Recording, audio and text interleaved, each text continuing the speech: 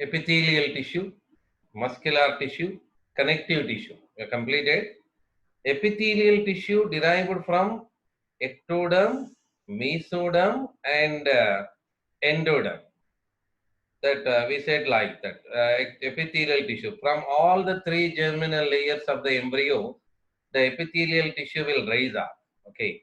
So let me remind you once, the connective tissue derived from mesoderm, muscular tissue derived from mesoderm, and now we are talking about the nervous tissue. The nervous tissue is derived from ectoderm. Nervous tissue is derived from ectoderm. To be remembered, epithelial from all the three germ layers, and connective tissue is from mesoderm. Muscular tissue is from mesoderm, and nervous tissue, we have to talk about the nervous tissue is derived from ectoderm. Okay. So, what is this exactly? What is nervous tissue? It exerts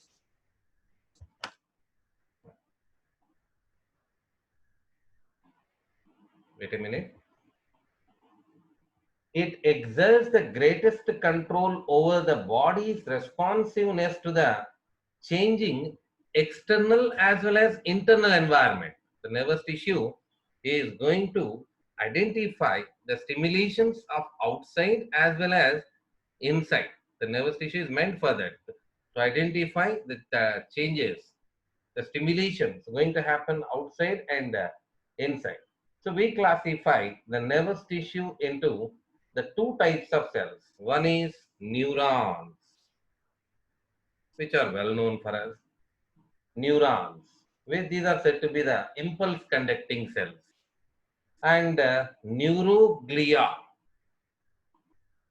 the cells which are going to support the neuron, that we can say supporting cells. Supporting cells. Neurons are going to conduct the impulse. We say them as conducting cells. Yes, neurons are conducting impulses. Impulse, what it means, whatever the stimulation we are giving, that impulse, that the stimulation will be converted and travel through the neurons to the central nervous system, which means the brain. We'll discuss the basic line we are talking about. We have two types of cells in the nervous tissue. One is neurons and other is neuroglial cells. So let's take a look one after another. The conducting impulse, that's why we say neurons are the conducting cells. The supporting the conducting cells, that we call neuroglia, are called supporting cells. So let's take a look about the neurons. So let's talk about neurons. Okay. The neurons are the functional units of nervous tissue. We consider neurons as functional unit of nervous tissue. Functional unit. Neuron is the functional unit of nervous tissue. Okay. And these are electrically excitable cells. The properties we are talking, these are electrically excitable cells. When we give the stimulation, these are going to be excitable, electrically excitable cells, which receive, initiate, and conduct or transmit the impulses. They receive the impulses, they receive the stimuli, and they can release the information to the body. So with examples, we'll understand much better. So just make it as a statement here. What we are giving the statement about the neuron. These are electrically excitable cells which receive, initiate, and conduct or transmit the impulses. They conduct or transmit the impulses. When a neuron is situated, an electrical disturbance is created. We call it as action potential. When these all these things seems to be little bit confusing issues to you. So then we'll make the statement and we'll continue with that explanation. Okay, so what we said, the neuron is stimulated, an electrical disturbance is created over. So the electrical disturbance we can call action potential. That is said to be action potential. Okay, so that is called action potential and is generated due to the formation of series of action potential which swiftly travels along its the plasma membrane. It is going to travel along the plasma membrane. After all, learning the nervous tissue, neuron, we'll find out everything here. And neuron usually consists of a cell body with one to many dendrites and a single axon. So let me erase this, then we'll continue.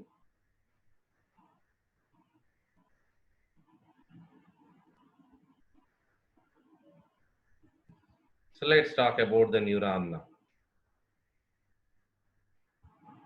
A neuron comprises of a cyton and the dendrons and a single axon. Many dendrons can be expected over, axon is always going to be single. So these are the basic portions of the particular neuron. So what is this? Cyton or cell body or soma or centron or perikaryon. We have so many names. Let's discuss one after another. The basic structure I am showing to you. Then after we'll understand what is stimulation, what is impulse, what is action potential, how does it is going to be conducted over that all the tissues. Okay.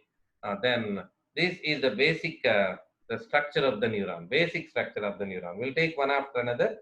That what we said that it includes three. That cyton, dendrite or dendron, and axon. Okay. So let's take about cyton. The first one, cyton.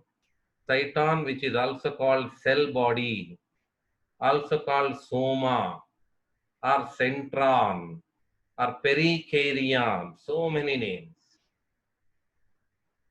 Cyton or cell body or soma or centron or perikaryon or that soma we already wrote. Okay, so that's it. These are the different names here about this, and we'll give one name. We'll for pronunciation we'll take the usual name we used to take, that is cyton. Okay, so just remember it as a cyton. Okay, so it is also called perikaryon or cyton or soma. We said now it contains abundant granular cytoplasm. Let me draw the cyton itself, only cyton. So it contains abundant granular cytoplasm and a large spherical nucleus. This is nucleus, a large spherical nucleus. Okay. Then the cytoplasm has Nissel's bodies. I'll give the black color to understand much better. These are very important for us. The Nissel's bodies. Okay. So what are present here? The Nissel's bodies. Just take a look in the second revision. You will understand everything here, the importance of all these things. Just I am introducing the names of each and everything. So just I'm showing exclusive cyton to you. So what are present in them, that all we have to discuss. What is this actually Nissel's bodies or Nissel's granules? These are believed to be the parts of the rough endoplasmic reticulum, which the sites of the protein synthesis, rough endoplasmic reticulum. So they represent, Nissel's bodies are going to represent the rough endoplasmic reticulum. So along with that, we'll find neurofibrils. Along with the Nissel's granules, you'll find neurofibrils.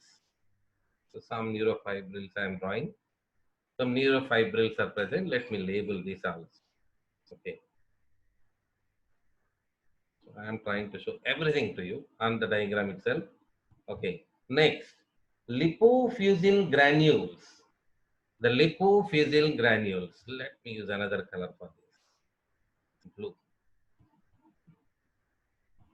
So these are called lipofuscin granules. Are they? That we'll see. First of all, let me recognize them. So lipofuscin granules are present. Okay, so what are these lipofuscin granules? These are the products of cellular wear and tear accumulating in the lysosomes with age. After the cell biology, you will understand the concept of primary, secondary lysosomes and residual bodies. Simply, I can use that word. That's in cell biology you are going to get in botany. So simply, I can use the word residual bodies. These are, or else we can define like this. These are the products of cellular wear and tear accumulating in the lysosomes by the age. At least you remember it as now. The lipophysial granules are going to be increased in the cytoplasm by age, or you just remember them as the waste products here, which are formed by the age in the cytoplasm of the cyton, in the cytoplasm of cyton.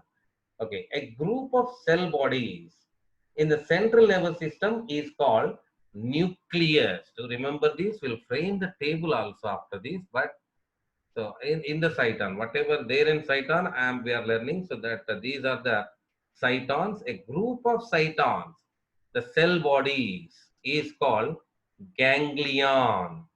The group of cell bodies is called nucleus. So what is correct? Both are correct. Group of cell bodies is called ganglion in peripheral nervous system.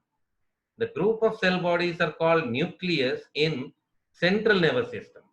You may know what is central nervous system and what is peripheral nervous system. Brain and spinal cord is called as that central nervous system. Okay, so when you are using this bundle of aggregation of cell bodies in brain, when you are talking about the cell body aggregation in brain, we use the word called nucleus. Okay, so when we are using in the PNS, that means outside the brain and spinal cord. Every nervous issue other than brain and spinal cord, we can say PNS, like autonomous nerve ganglia. I used a word, nerve ganglia, sympathetic nerve ganglia, parasympathetic nerve ganglia. What is ganglia? Aggregation of cell bodies in PNS. Okay, suprachiasmatic nucleus. No need of remembering examples, all these. But in future time, it will come when you go to the second year. So we'll get these words. When you get these words, you need to remember these basics. Just you need to understand what we are learning.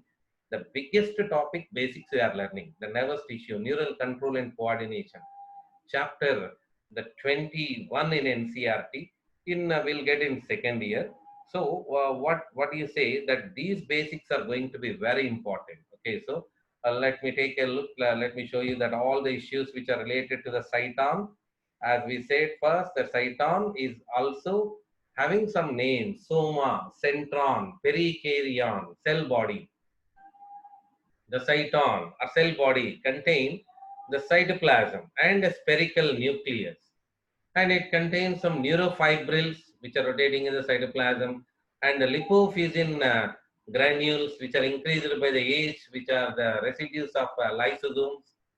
The Nissl bodies, which are said to be the parts of rough endoplasmic reticulum. Nissl's body is said to be the parts of rough endoplasmic reticulum. These are the Nissl bodies. The black spots I made it actually. Okay, Nissls bodies. Okay, so that is about the cyton we learned. Then after we made aggregation of cell bodies. The aggregation of cell bodies, a group of cell bodies in the central nervous system is called nucleus, and in the peripheral nervous system,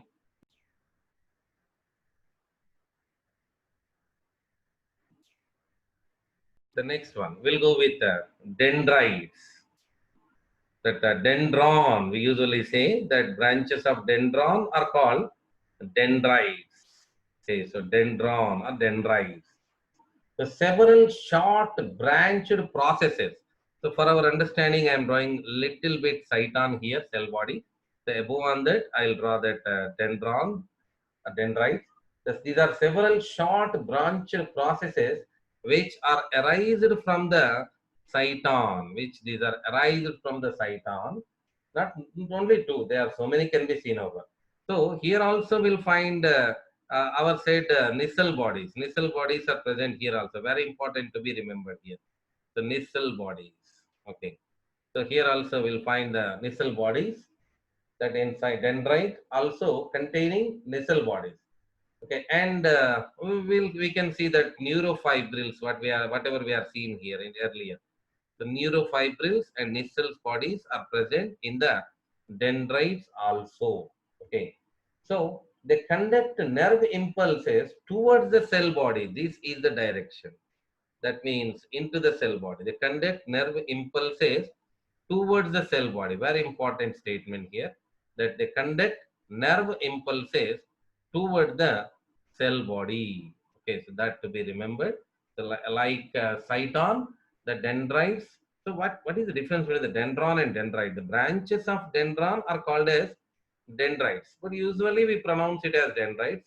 So, but the bigger one is dendron, and they have again some branches. We say dendrites. Okay, so whatever that they also contain nissel bodies and neurofibrils. That is the thing to be remembered over. Okay, so that's it about the dendrites. Next, we'll move with the third portion of the neuron, that is axon.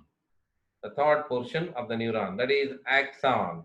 So for that, we'll draw a little cyton and their branches, dendrites, and then after we'll take care of our said axon. Okay, so this is axon. Okay, so this is axon. So axon is a single, long, cylindrical process. It's a single, long, cylindrical process. Axon is a single, long, cylindrical process that I shown to you the same as like the theory we must shown in the diagram as a single, long, cylindrical process that originates from a region of cyton. So from where it is coming, actually from it is arising from the cyton. Okay, so in the place from where it is getting arise, that place of cyton is called axon hillock. So axon hillock. That means where axon is going to attach on the cyton, that site of cyton is said to be axon hillock. So that means axon arises from axon hillock of cyton. That is very important. The axon hillock is not belongs to axon. Axon hillock, the place of attachment on the cyton. Axon hillock of cyton. The plasmalemma of axon is called axolemma. This one. Anywhere you can write. The plasmalemma of axon is called axolemma. Okay. So the cytoplasm present inside the axon, whatever the cytoplasm present, what do you say that is? Axoplasm. The cytoplasm of axon is called axoplasm. It contain neurofibrils. As we said, in case of cyton and dendrite, we said neurofibrils are present. It contains neurofibrils, but no nissel granules. Nissel granules are absent. Very important to be remembered.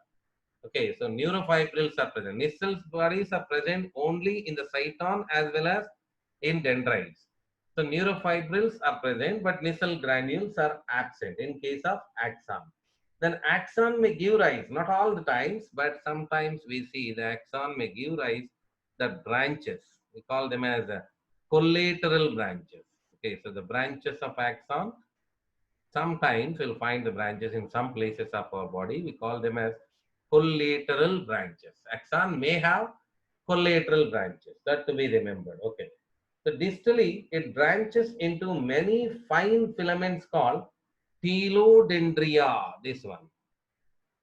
Telodendria. And their branches we call telodendrites. Axon terminals. We use it to say the telodendria or axon terminals.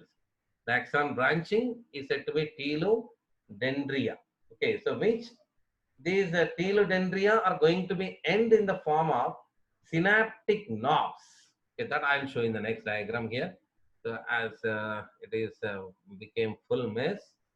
So now I'll show the axon. This is axon, and what we said that it is having some branches that have the telodendria, and these telodendria are having they are having some the swollen knobs at the tip. We call that particular swollen knobs, we can say them as synaptic knobs. They have huge importance in the future time for us, their explanation, which they contain a neurotransmitter called synaptic vesicles. They are present, which contain a neurotransmitter called acetylcholine.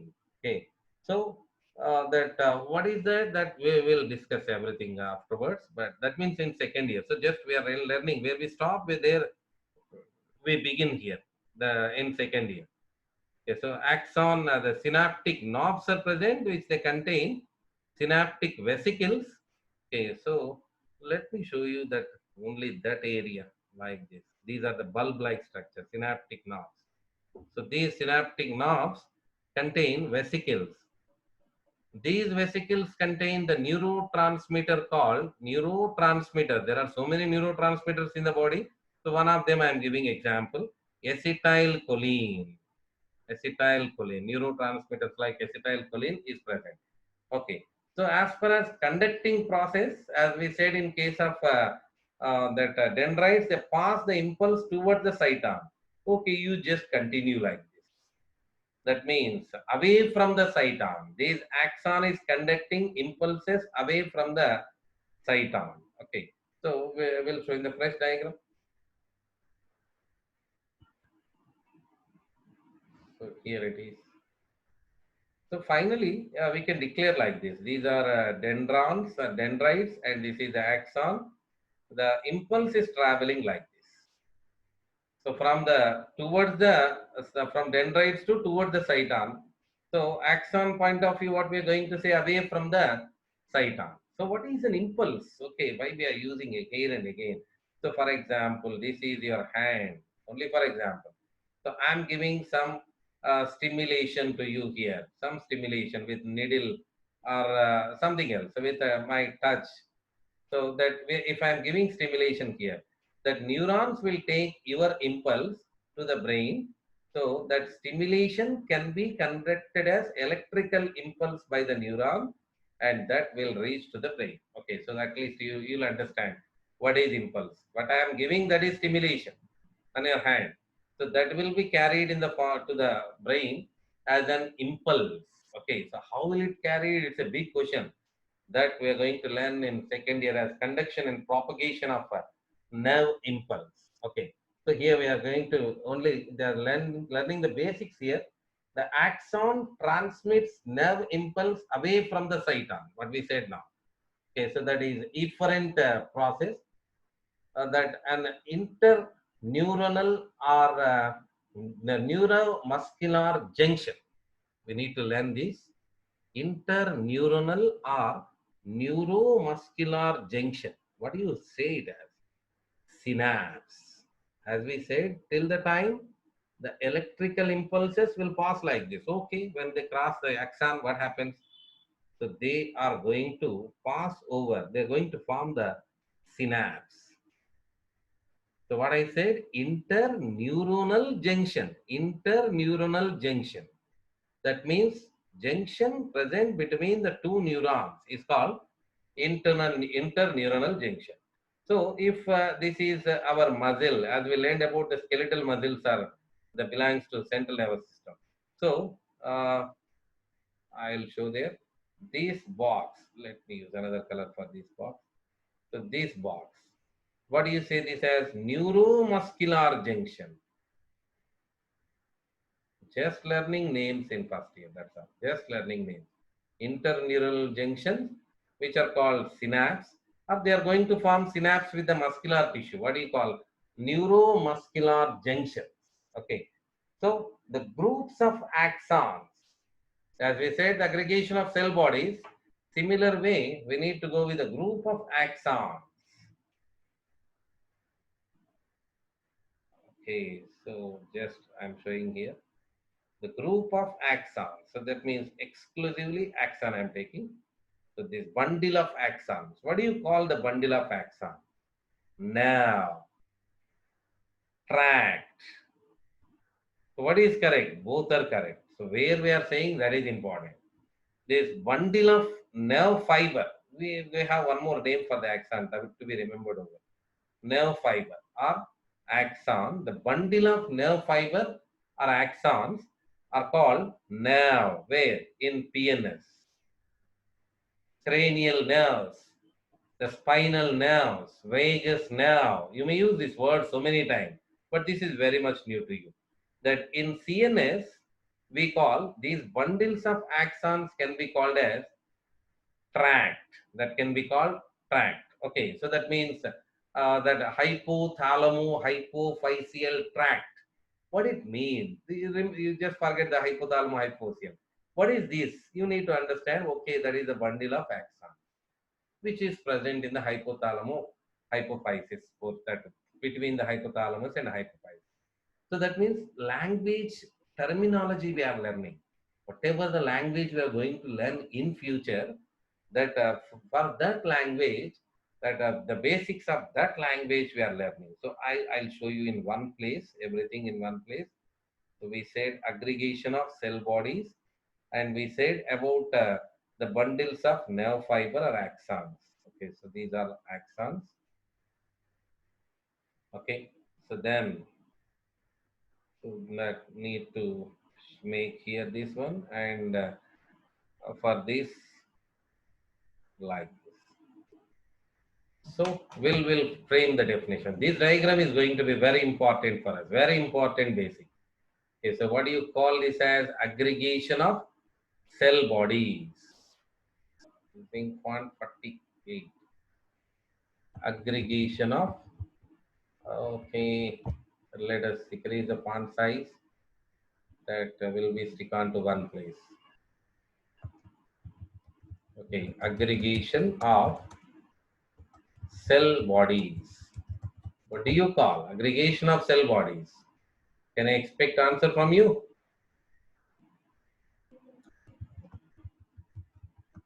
You may call it as ganglia.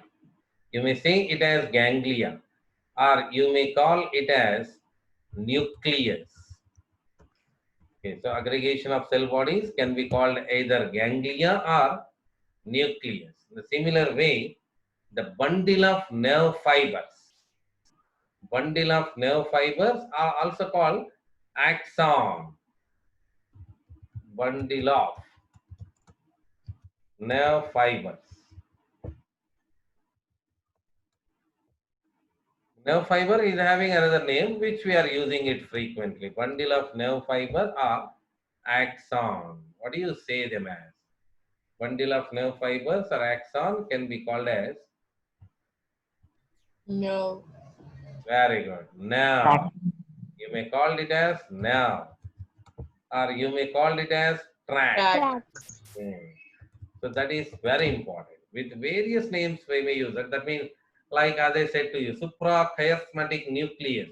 What is nucleus? You need to remember, okay, in the brain, in the spinal cord, we are going to say the bundles aggregation of the cell bodies as nucleus. That's why they use the word nucleus. You need to understand, like the two cerebral hemispheres of the brain are connected with a tract of fibers called corpus callosum. Okay.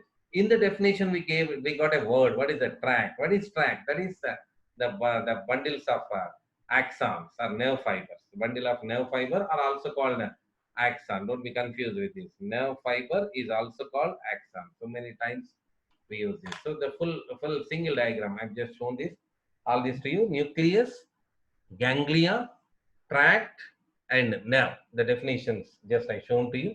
So this is said to be the basic structure of neuron. Okay. So then we'll continue with the types of neurons now. Types of neurons, as I said to you, the nervous tissue is with the neuron and neuroglial cell. Still we are in neuron. Then in that we are discussing now the types of neurons. Slowly, very slowly I am going. That is because this is very important topic for the entry ticket for the future coming chapters of human physiology. Okay. So let's talk about this. Unipolar neuron, types of neurons. Unipolar neuron. Okay, so what is unipolar neuron? Unipolar neurons are generally sensory neurons which they have uni. What is uni? Single. So what is single? What is single? We know what is this and we know what is this. I think with the diagram you can understand what I am drawing. What is this? Cyton. Cyton is there and axon is there. So they have a single process, we can say. Single process. Unipolar neurons are said to be having a single process that is arising from the cell body. Then this particular we say unipolar. That means if only one process arises, what do you call it as? Unipolar neurons. Okay. Next, bipolar. It's there in the name, bipolar. What is bipolar? So two processes are arising from the cyton. One is, so what is this? Cyton. Cyton. Yeah, what is this? Dendron. Dendron. Right. Okay, so that's axon. Axon. So cyton, dendrite, axon. What do you call this as? Bipolar neurons. Bi means two. What is two? Two processes are get arise from the cyton. From the cyton, making says a cyton at center. We are just saying all this. So if only one process arises from the cyton, we call it as unipolar. That is a process arises from the cyton. There is axon. If the two processes arise, one dendrite, one axon, we call it as a bipolar neuron. Okay, number 3. Multipolar neuron. Many. Multipolar neuron. So what is many then? One cyton. Side. Then what is many? Many dendrites are Cyton. present here. Dendrites. Dendrites are many. Dendrites. Yeah. Axon. Axon. Axon is always single. You need to understand. This is axon. This is cyton. So from the cyton, many dendrites are arise. Many dendrites are get arise. Okay. So what do you say? Many dendrites, one axon. We say it has multipolar neuron. Many dendrites, one axon. So that's it. Dendrite, many, and axon is always going to be one. So that kind of neurons we say multipolar neuron. Okay. Next, let's talk about a special kind of neuron. A single process arise. If a single process arise, what do you say it as? Unipolar. Unipolar. But that process divides into two. What do you say now? Bipolar. No, say correctly. What is Bipolar. polar or bipolar? Bipolar. Single process arise. Well, then you called it as unipolar. But that process divides into two branches. So what do you say it as? Unipolar or bipolar? Bipolar. Single process arise. So that means that we have a special name for that. Pseudo-unipolar. It looks like bipolar, but only unipolar one it is. We say such kind as pseudo-unipolar neuron. A single process get arise that in that again it divides into two branches, and in that one act like dendrite and one act like axon. A single process arise and that divides into two branches, which they act as a dendrite and other is going to be axon. Okay, so that what do you say such kind as pseudo unipolar neuron. Such kind they are called pseudo unipolar. Let me come from the beginning. In the types of neurons, we said first unipolar. If a single process arises, we called it as unipolar. From the cyton, two processes arise and one is dendrite and other is axon. Bipolar. Next, many dendrites, one axon. That we said it as multipolar. A single process arises and that divides into the two branches here. In some that one act like a dendrite and other form the axon. So what do you say that as the pseudo unipolar neuron? Okay. So these pseudo unipolar neurons are present in the dorsal root ganglion of the spinal cord. Dorsal root ganglion of spinal cord. I can't say much about this, but at least I'll show you the area at least. So this is the spinal cord transverse section. That the transverse section of spinal cord is having the dorsal root and a ventral root. So dorsal root ganglion. So that we say here it is. In this area we'll find dorsal root ganglion. A bulging you'll find here. This is dorsal root of spinal. And this is called ventral root, and they unite and form a mixed spinal nerve. That all we'll discuss in future times when we go for the neural control chapter. So this is the area. Location I can show at least for you. Details we'll see later. So what I said, dorsal root ganglia. The word first time it came. What is ganglia? Aggregation of spinal cord. Dorsal root ganglia of spinal cord. Okay, so there what kind of neurons are present? Pseudo-unipolar neurons are present, which are the two axonal branches, which they can form. And one process will arise and that gives into a dendrite and an axon. So whatever we said now about the pseudo-unipolar neuron is there in the dorsal root ganglion of spinal cord. So where do you see multipolar neurons? Multipolar neurons are the very frequent neurons, we can say. The most of our body is occupied by multipolar neurons. So bipolar neurons are present in the retina of eye. Simply we say sense organs. We can say they are present in the sense organs, bipolar neurons, in the retinal layer of eyeball. Okay, that we'll find, and also in the ear, in the auditory uh, portion, we'll find this particular. Okay, so you remember one at least, retinal layer, the retina of eye. Okay, or we can say the sensory cells of the internal ear and the nasal epithelium, that means olfactory epithelium. Simply it is the sensory organ for smell, for the passage of smell and for that vision as well as hearing. All these are possible by these bipolar neurons. Okay, so then unipolar neurons you don't find in adult stages. It is said to be it is there during embryonic development only, not mentioned even in text. So that is unipolar, the bipolar and multipolar. Some unipolar is going to become as pseudo-unipolar. Okay, so that's it. That is all about the types of neurons.